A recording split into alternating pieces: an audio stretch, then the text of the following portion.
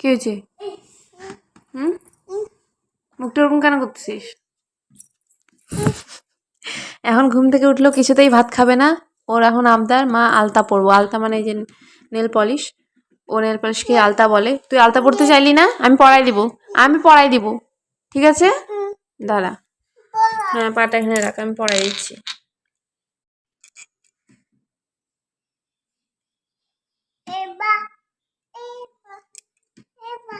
নখগুলো ভালো করে রাখ।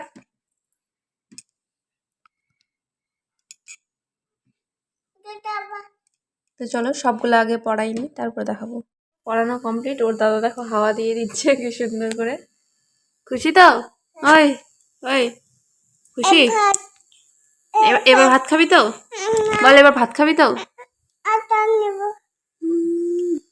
খুশি?